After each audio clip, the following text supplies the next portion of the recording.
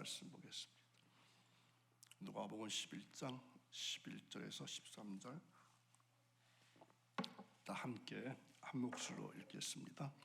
너희 중에 아버지 된 자로서 누가 아들이 생선을 달라 하는데 생선 대신에 뱀을 주며 알을 달라 하는데 전갈을 주겠느냐? 너희가 악할지라도 좋은 것을 주식에게 줄 줄 알거든 하물며 너의 하늘 아버지께서 구하는 자에게 성령을 주시지 않겠느냐 하시니라. 아멘. 한 주간 시작되는 월요일 새벽을 깨우시고 거룩한 전에 오르신 여러분, 한 주간 여러분들이 만나는 모든 범사가 주 안에서 형통하시기를 축원합니다. 오늘 말씀의 제목은 성령을 주시지 않겠느냐, 이러한 말씀으로 주신 말씀 생각해 봅니다. 예수님께서 제자들에게 기도를 가르쳐 주신 후에 응답받는 기도의 비유로 이 여행 중에 밤중에 찾아온 벗에 대한 강청하는 기도를 들려주셨습니다. 그리고 구하는 자에게 주시고 찾는 이가 찾고 두드리는 자에게 열어주신다고 하는 기도의 법칙을 말씀해 주시고 결론적으로 구하는 자에게 성령을 주시지 않겠느냐, 이렇게 말씀하셨습니다. 하나님께 구해서 받아야 할 가장 기묘하고 중요한 기도의 내용이 성령을 받기 위한 것임을 분명히 말씀하십니다.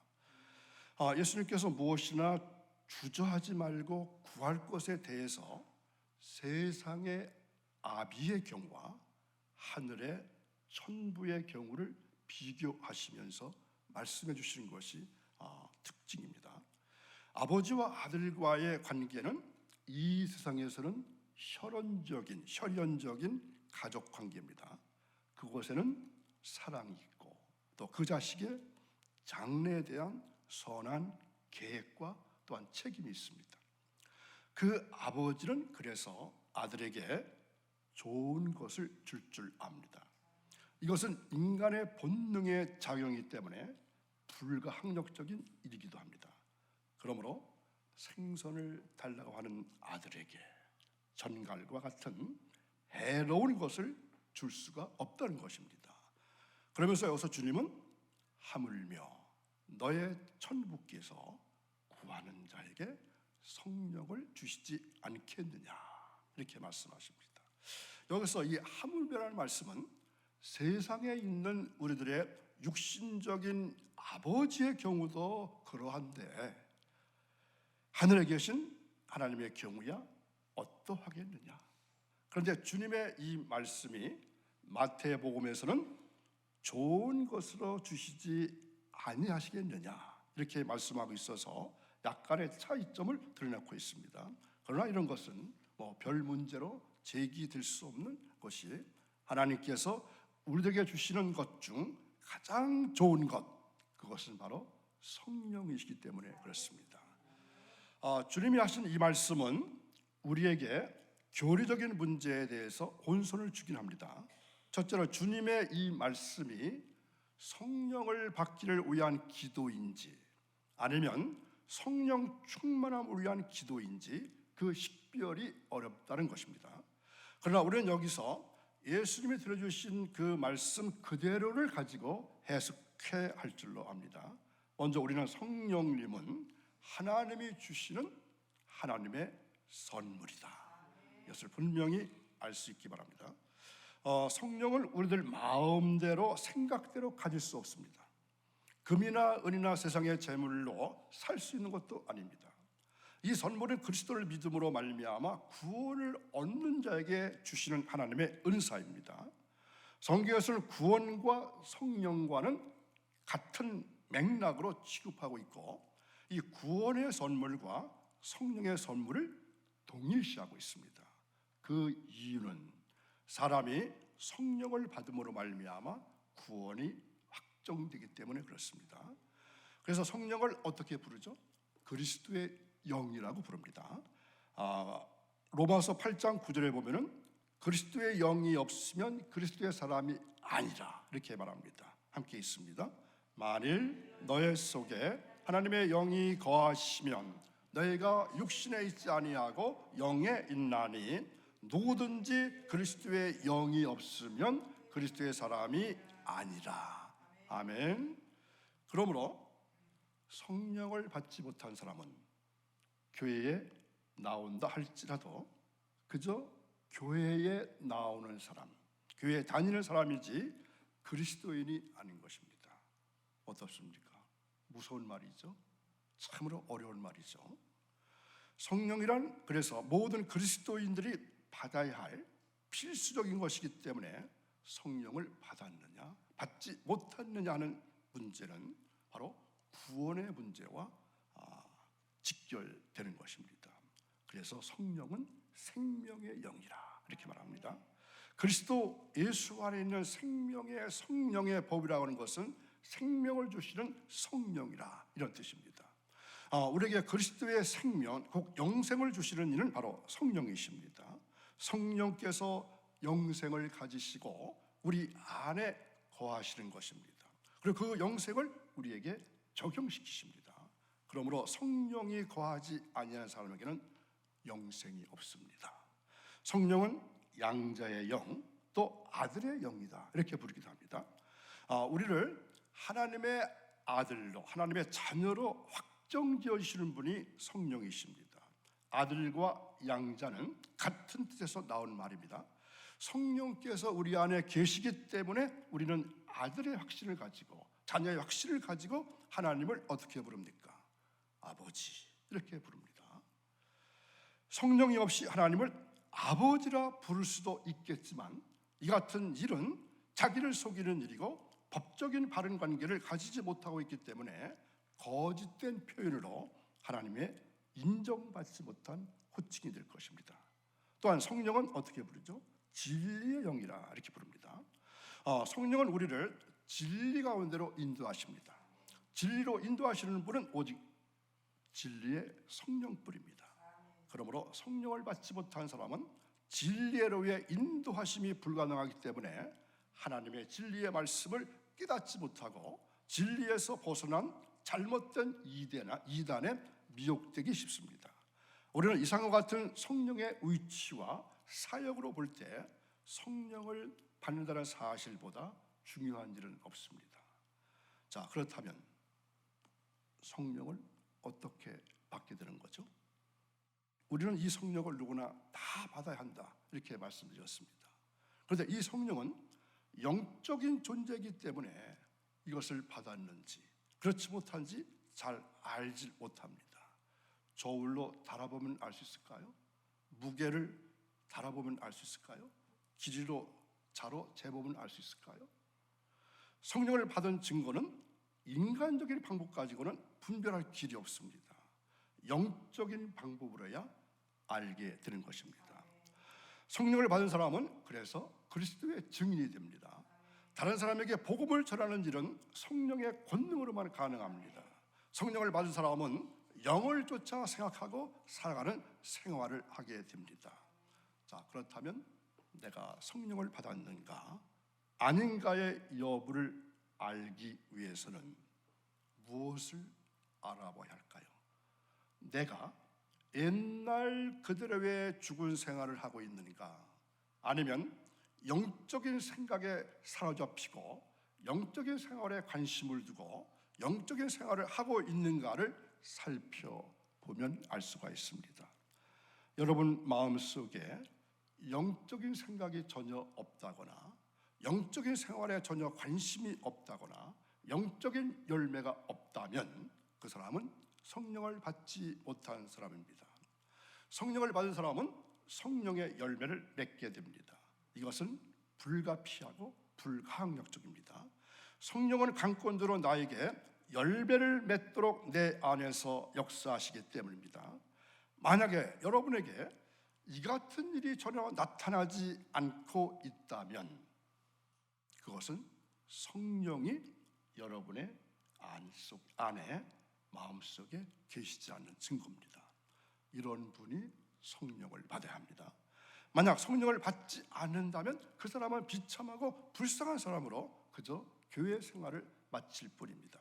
그 사람에게는 영생도 구원도 없게 될 것이기 때문입니다. 이런 분은 성령을 받기 위해서 어떻게 해야 될까요? 기도할 수밖에 없습니다. 여기서 우리는 반드시 성령을 받는다는 말에 국한시킬 필요는 없습니다. 구원을 얻기 위해서 간절히 기도하거나 영생을 얻기 위해서 사모하며 기도하는 일도 같은 의미의 기도가 될 것입니다. 구원을 받을 하나님의 백성들에게는 성령을 받기 이전에도 진리로 인도하시는 성령의 감동과 인도하심의 강한 역사를 받게 됩니다. 만약 이 같은 성령의 이 사전 사역이 우리에게 없다면 자신의 죄를 회개하고 그리스도를 믿는 일이란 사실상 불가능합니다. 그러므로 교회에는 성령의 감화를 받고 나오기는 하지만 아직은 성령을 받지 못하고 있는 사람들도 상당수가 있다고 하는 것입니다. 이런 사람들은 성령 받기 위해서 사모하는 심정으로 간절히 기도해야 합니다. 이때 우리는 몇 가지 병행해야 할 일이 있습니다. 성령 받기 위해서는 반드시 말씀을 들어야 합니다. 말씀이 함께 있어야 합니다. 그 다음에 회개를 해야 합니다. 회개가 필수적입니다. 그리고 또 하나 순종해야 합니다. 그리고 받기 위해서 기도하시기 바랍니다. 말씀을 들어야 하고 회개를 해야 하고 순종해야 되고 그리고 성령 받기 위해서 기도해야 합니다. 성령을 구하고 받는다고 하는 어떤 증거를 얻으려고 하면 안 됩니다. 성령 받은 증거는 확실한 믿음으로 알 수 있습니다. 영을 쫓아 살아가는 자신의 생활의 변화로 알게 됩니다. 하나님 말씀을 깨닫는 것으로 알게 됩니다. 예수님은 두 아버지, 육신의 아버지와 하늘의 아버지를 비교하면서 하늘 아버지의 선하심과 그분이 자녀에게 주시는 좋은 것, 선물을 말씀하셨습니다. 악한 사람이라도 자녀에게 생선 대신 뱀을 주지는 않는다는 것입니다. 자녀가 알을 달라고 하는데 전갈을 주지는 않습니다. 죄의 본성을 가지고 있는 사람이 그렇다면 하나님은 어떻겠습니까? 거룩하신 하나님은 자녀의 요청에 얼마나 더 민감하게 반응하시며 자녀를 위해서 얼마나 더 좋은 것을 주시겠습니까? 하늘의 아버지께서 자녀를 위해서 주는 좋은 것, 그것은 뭐라고 말씀드렸죠? 바로 성령님이십니다. 예수님은 기도의 결과로 하나님 주시는 좋은 것, 성령을 말씀하십니다. 성령님은 하나님께서 우리에게 주시는 가장 좋은 것입니다. 성령님을 감히 무엇과 비교할 수 있을까요? 비교할 수 없습니다. 한번 생각해 보십시오. 우리는 이미 최고의 선물을 받았습니다. 하나님께서 가장 귀한 선물을 예수님을 통해서 우리에게 주셨습니다. 예수님을 믿는 자에게 성령을 허락하셨고 하나님의 자녀가 되어서 아버지와 영원토록 함께 살도록 하셨습니다. 이 선물을 받는 것은 캄캄한 어둠 속에서 빛을 얻는 것과 마찬가지입니다. 영원한 죽음에서 생명을 얻는 것이고 살아있는 소망, 천국을 얻는 것입니다. 하나님께서 우리에게 주시는 모든 좋은 것들이 성령이라는 선물로 압축되어진 것입니다. 이 선물을 받아서 포장을 열어보면 우리는 정말로 놀랄 수밖에 없습니다. 그 안에 정말로 좋은 것들이, 진짜 좋은 것들이 다 들어있기 때문입니다. 뿐만 아니라 이 선물은 장차 이 말 세상을 바라볼 수 있게 합니다. 이 선물은 지금 이 세상에서만 가치 있는 것이 아니라 장차 이 말 세상, 천국에서도 가치가 변하지 않을 것입니다. 사실 우리가 받은 선물의 가치는 그때의 그 영원한 나라에서 더 분명하게 알게 될 것입니다. 그런데 여러분, 이 놀라운 선물이 어떻게 주어집니까? 기도입니다. 바로 기도를 통해서 기도의 결과로 주어지게 됩니다. 하나님께서 구하는 자에게 주신다고 말씀합니다. 너의 하늘 아버지께서 구하는 자에게 성령을 주시리라. 여러분이 성령을 받은 분이라면, 예수님을 믿음으로 그 선물을 받은 분이라면 그것은 바로 기도의 결과입니다. 나의 기도일 수도 있고 나의 가족의 기도일 수도 있고 내가 모르는 어떤 누군가의 간절한 기도 때문에 내가 성령을 받은 사람이 될 수도 있다는 얘기입니다. 약속을 신뢰하는 누군가의 끈질긴 기도를 통해서 한 사람이 구원을 받고 영원한 생명을 선물로 받는 것입니다. 하나님이 그 기도를 들으시고 성령님을 선물로 주십니다. 여러분, 그래서 반드시 기도에는 결과가 있습니다. 그 결과는 우리의 생각을 넘어서는 것이고 우리의 상상을 초월하는 것입니다. 감히 상상도 할 수 없는 일을 하나님은 기도의 결과로 우리에게 허락하십니다. 하나님께서 우리의 기도를 들으시기 때문입니다. 우리의 기도를 들으시는 하나님이 우리의 아버지가 되시기 때문입니다. 그분은 자상한 아버지십니다. 자비하신 아버지십니다. 가장 사랑이 많으신 아버지, 자녀에게 무엇이 필요한지, 무엇이 가장 유익한지 너무나도 잘 알고 계시는 아버지십니다. 이기적이고 속 좁은 아버지가 아닙니다. 무능하고 힘이 없는 아버지도 아닙니다. 너무 바빠서 자녀의 말을 들어줄 시간이 없는 그런 아버지가 아닙니다. 쉽게 화를 내고 자녀에 대해 무관심한 아버지가 아닙니다. 하나님은 우리를 충분하게 이해하시고 사랑하시는 아버지십니다. 자녀를 위해서 기꺼이 가장 좋은 것을 주시는 아버지십니다. 그렇기 때문에 우리는 자녀로서 아버지께 간청할 수 있는 것입니다. 아버지의 선하심을 의지하고 약속을 신뢰함으로 기도할 수가 있습니다. 마귀와 죄를 물리치며 이기는 비결, 하나님과 깊은 교제 가운데 있게 되는 비결, 주의 몸된 교회 공동체에서 한없는 사랑을 나누며 하나됨을 유지하는 비결, 나아가 십자가의 도의 비밀을 알아온 세상이 전하는 능력은 오직 성령의 역사로 인한 것이고, 이러한 성령께 이끌림을 받기 위한 우리 쪽에서의 가장 위대한 행위는 바로 기도인 것입니다. 그러므로 우리는 주 예수 그리스도의 하나님 아버지께 성령을 주시고 성령을 보내실 것을 기도해야 합니다. 자, 오늘 새벽 예배와 함께 우리 모두 더욱더 그리스도의 십자가를 묵상하는 가운데 쉬지 않고 성령을 구하고 성령을 따라 행하심으로 말미암아 하나님 나라의 거룩한 화평과 생명의 능력을 전할 수 있는 승리하는 성도들의 삶이 계속해서 이어지시기를 예수님의 이름으로 축원합니다. 기도합니다. 거룩하신 아버지, 구하는 자에게 성령을 주시지 않겠느냐.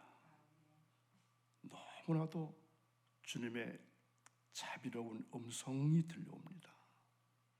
그 음성을 분명하게 듣고 이 시간 간절한 마음으로 강청하는 기도를 드릴 수 있는 우리 모두가 되기를 원합니다. 그래서 우리 모두가 성령 충만을 받고 분명한 하나님의 자녀가 되어서 남은 생에 더욱더 행복한 삶을 살아갈 수 있도록 도우실 것을 믿기에 감사를 드립니다. 하나님, 새벽마다 새벽을 깨우고 거룩한 전에 올라와서 기도와 간구와 도구하는 주님의 귀한 자녀들을 기억해 주시고 그들의 기도에 응답해 주옵소서. 또한 기도하는 자마다 재물 얻을 등을 허락해 주시옵소서. 하나님의 일을 하는데 영광을 돌리게 하시고 또한 가정 경제가 살아날 수 있게 하시고 물질 때문에 어려움 당하지 않게 하시고 물질 때문에 시험 당하지 않는 우리가 될 수 있기를 간절히 원합니다. 한 주간 살아갈 때에 주님 동행해 주셔서 세상에서 우리가 만나는 모든 일 범사가 주님 안에서 형통하게 하시고 영혼이 이미 잘되게 하셨사오니 더욱더 잘되게 하시고 영육간에 강건함 더해 주셔서 하나님의 일을 최선을 다해서 할 수 있도록 도우실 것을 믿기에 감사를 드립니다. 하나님, 우리의 모든 것을 주님께 의리하는 한 주간의 삶, 한 날의 삶이 이어지기를 원하며 예수님의 이름으로 기도하옵나이다. 아멘.